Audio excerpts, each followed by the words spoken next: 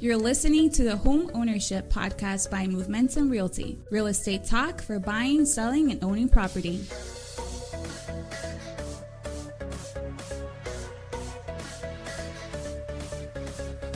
Hey guys, Sean Patrick Maloney here, broker owner of Momentum Realty, located in Hanover, Massachusetts.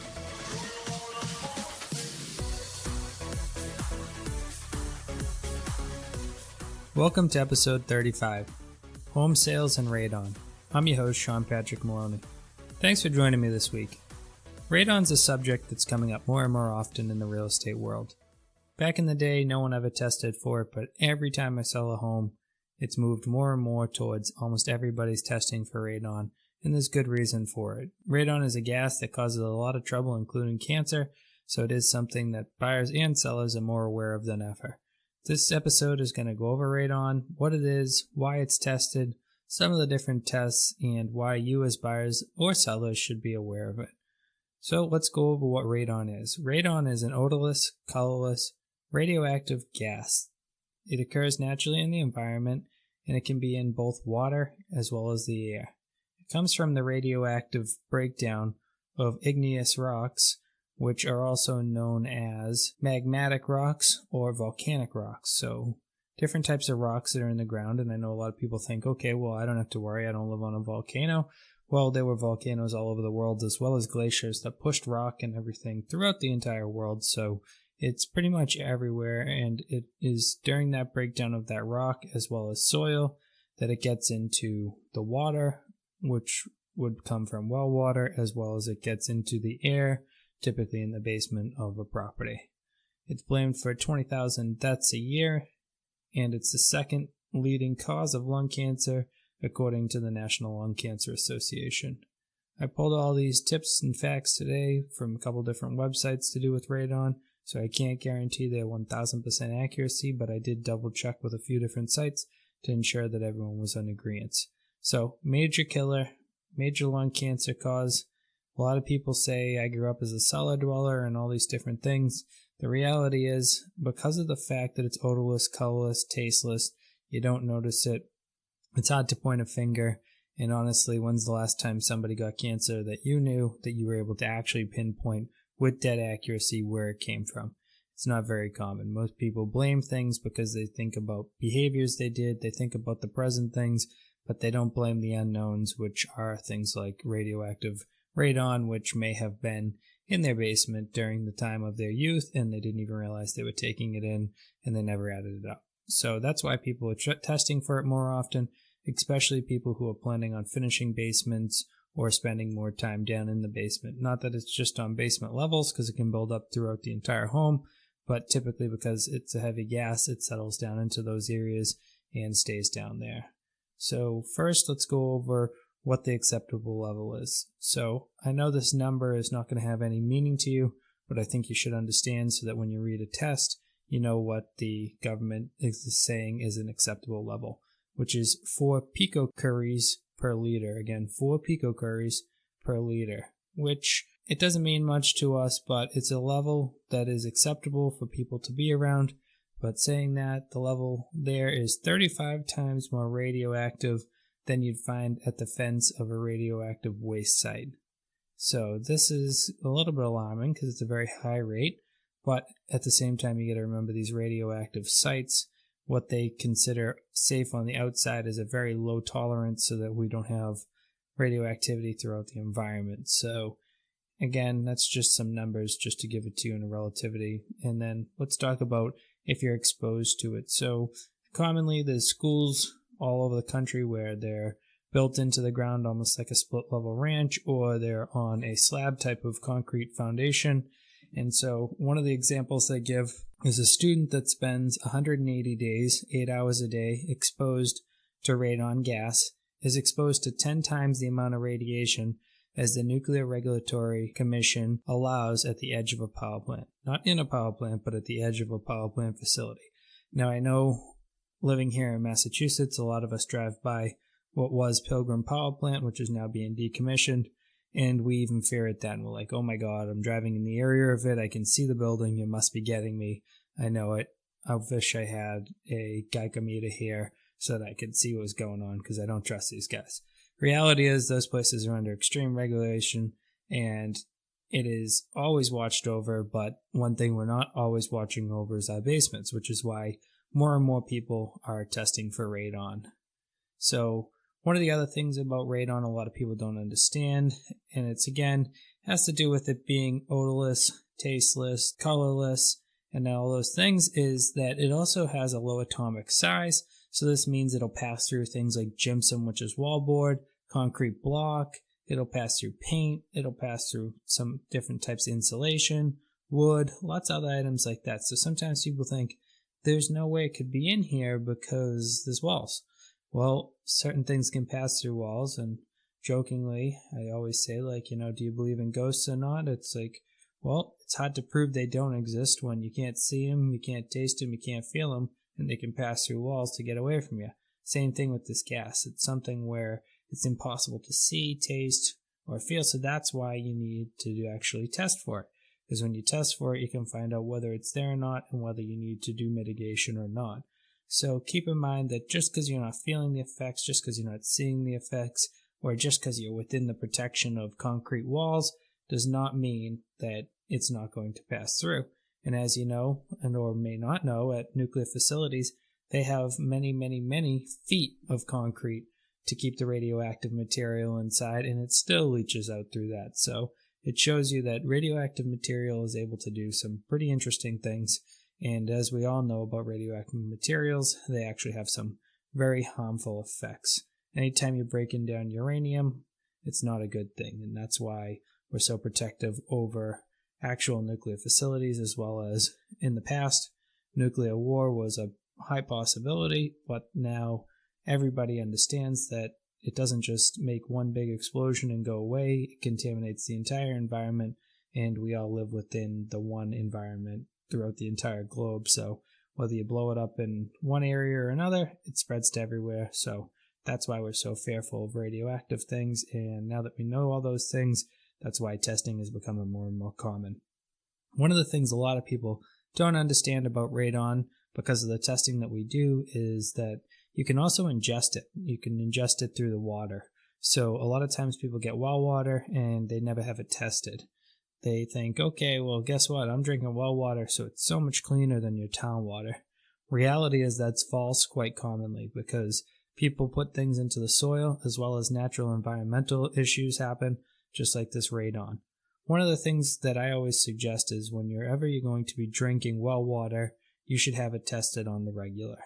Whether it be 6 months, 1 year, you should definitely have it tested.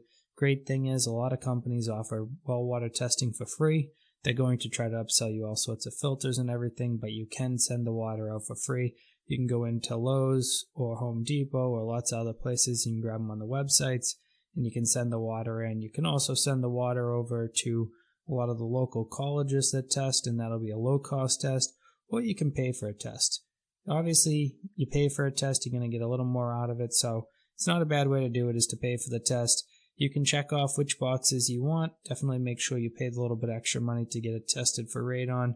But again, whenever you're drinking water out of the ground, having it tested is a really important thing, because you don't know what's going to be in there. And like I said, radon can be in there. The other thing with testing water is lots of times if you're going to be using a bank loan and it's on well water, they're actually going to require you to test it to confirm that it is potable water and that it has a drinking water source, because in Massachusetts, at least, the law is that every property has to be serviced by water in order to be inhabitable. So if you're not serviced by potable water, it's not an inhabitable house.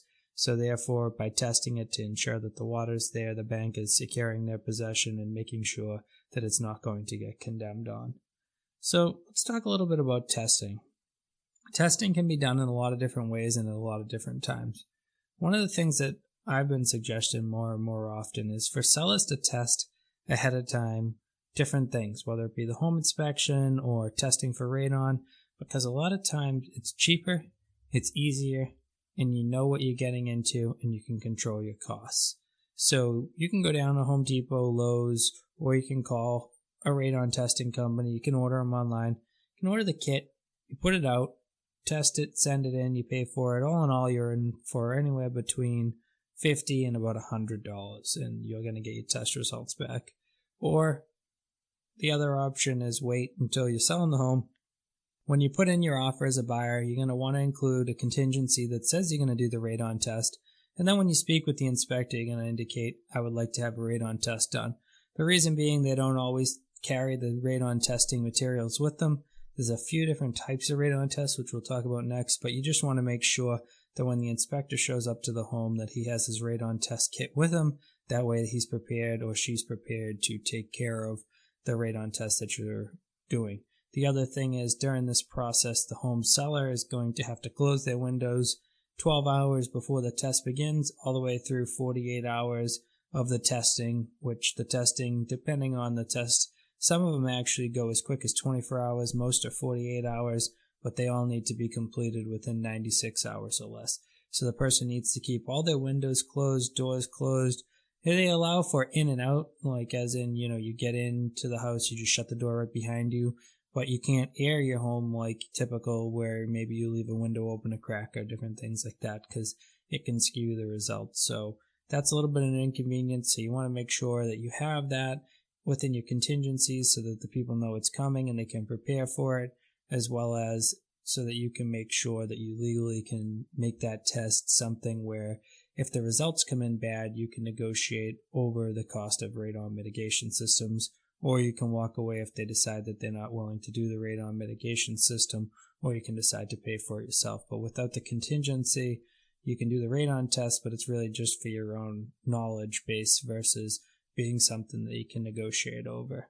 And then as a seller, I know it's going to be tempting after listening to this. You're like, well, if I open the windows, it's going to skew the test and that'll save me. But I've actually learned over time, it can go in either direction. One, it could clear out all the radon, but the other is it can create a vacuum where more radon is sucked into the foundation and you get a false positive reading where it says you have more radon than you do. So I wouldn't suggest messing with the test at all. Plus, you're actually breaking some rules and laws.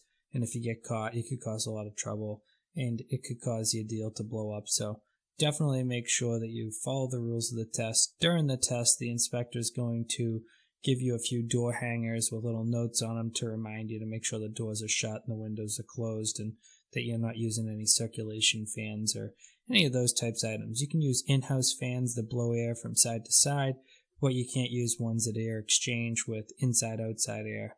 And again, that's so that it doesn't skew the test results in the positive or negative fashion. And I know, like I said, a lot of people think they're going to beat the test by opening windows and doors, especially in the basement, and they think it's going to go. But I've heard a lot about with windows that are in the basement, when you open them, they actually create that vacuum. So now let's talk about the actual test. So there's a couple different tests. One of them that's the most common is either vials or little jars that they put out that have basically a carbon mixture in them. You leave them there for 48 hours. When they're done, you close them up, seal them up, and mail them out. If you're going to be sealing and mailing on your own, you want to make sure that you take pictures of each one of the tubes, the instructions kit within where you fill out your information, as well as on the outside of the packaging for shipping. That way there, if it gets lost in the mail or lost at the lab, you know the results numbers, so you can tell them, okay, I had sent in vial number 13572 versus saying my results are lost. Because say they lose the paper within, they don't know whose is whose, or it gets lost in the mail, you have that tracking code. So that's just something to be a little over-prepared, and I can tell you I've dealt with these tests quite often, and they do go missing sometimes, so it's nice to have that information. The other type of test that's around is a little electronic system that kind of reminds you of a fan, and they put it down in there and it actually reads the air.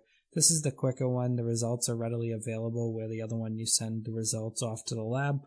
But the less common one, a little more expensive than the other test, supposedly a little more accurate. Not sure who to believe on that because the labs say they're really accurate, the fans say they're really accurate. So, I mean, honestly, I think they both work great. The cheapest solution is always easy, but it is time consuming compared. And if it's a hot summer and the person doesn't have air conditioning, maybe doing the quicker will get them back to being able to open their windows quicker, which can be nice. As a seller, if the home radon test comes back with a positive reading, it's time to think about whether you're going to negotiate or you're going to tell the person they need to do it. Every circumstance has different conditions that make you make decisions, but the reality is in a state like Massachusetts and most other states, we have to disclose information that we know, especially known material defects. So if you fail a radon test, there's no such thing as just putting it back on the market and pretending it didn't happen. So losing the buyers you have not only could cost you the money of a radon mitigation system, because chances are you're going to have to do it without them anyhow, but it also can cost you time on the market, and time on the market usually costs you sale price. So be careful about bucking somebody out over this. The systems usually have anywhere between 500 and multiple thousands. When I say multiple thousands, the majority I see around 12 to 1500. But if you had something really, really bad, real bad situation, you might have to pay more in the $2,000-$3,000 range. But reality is most of them fall between 500 and say 1700. So when you're getting the radon mitigation system, let's talk about that actual system itself. So it's a couple different ones. The most common one I see, very similar to a sump pump. They cut a hole in the basement floor, and with that hole they put a fan motor in there, and it connects to some PVC piping that goes up, has a little bend, and goes out the back of the home or out through the roof of the home. And what it does is it actually takes and vacuums the air out of the foundation. So during the process they use epoxy glues, and they fill in any cracks or openings throughout the foundation to ensure that the foundation is now closed off. If you have a sump pump, they seal that up better so there's a cap on it, and anywhere else that air is getting in from behind the foundation. The reason being, if you've ever had a straw and you go to suck on it and it has a hole in it, it doesn't pull the material. Same thing's going to go on with this radon mitigation system. It's acting like a straw. It's vacuuming the air out from underneath the foundation and around the foundation, and it's exchanging it with fresh air. So if you have holes, it's not going to work as well as it did if you didn't have any holes or leaks, and it's not going to pull in more material. As you know, if you pull material up a straw that has a hole in it, it squirts out the hole versus coming out the top where you're trying to draw from. So that's why they end up putting all that extra in. On the actual system, you'll notice is something that looks just like a thermometer, but it's actually a vacuum pressure gauge reader where you can see how much vacuum there is, because when this fan motor is running, it's going to create vacuum. I don't know the exact numbers, but there's an acceptable level of vacuum. That's something the radon mitigation installer would know. You always want to make sure your fan is operating at that level. If not, then you need to do a replacement.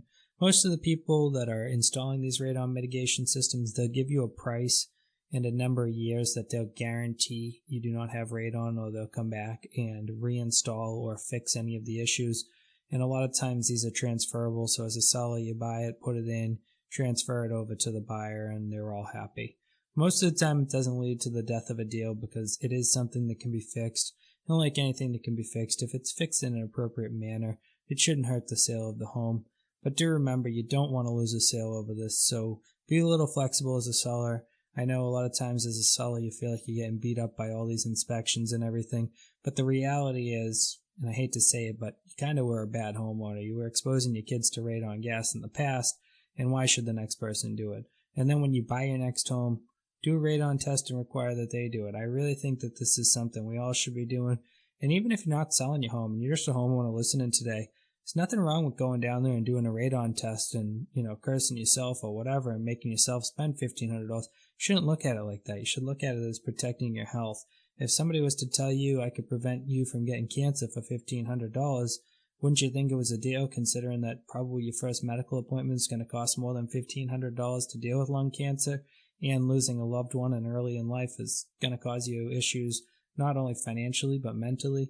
So just keep that in mind. I know a lot of people hate these tests. They hate the idea of, oh my God, this buyer is nickel and diming me. But the reality is, as we become a more educated world and we're starting to figure out why people get sick, we obviously are going to want to avoid it more. We're obviously going to want to do more testing like this. I even see in some towns and cities new build requiring them to do a radon test before the home can go to market. And I see some builders even just do the radon mitigation systems from the start, because when they're building the home, it's actually a fairly cheap addition. It's not the same amount of money, because before they pour the foundation and everything like that, they set it up to actually have that fan motor there, so they don't have to cut a hole in the foundation.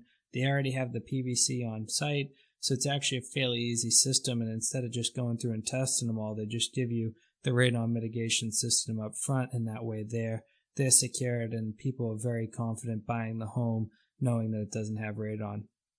Well, I hope this helps you understand radon gas, what it can do to your family, why it's important to test for, and if you have any questions, comments, or concerns, feel free to reach out to me directly. You can PM me, DM me, call me, email me, whatever works best. Remember, I'm not a total radon expert. I'm just an agent that deals with it a lot. I took this information from the internet, and I hope it really helps you out. But if you do have some serious radon questions, I suggest that you reach out to a radon professional or a radon testing company. And I do suggest that everybody has a radon test done on their home to know that they're keeping their family safe. Have a great week. Make sure to subscribe to the podcast, and I look forward to talking to you next week.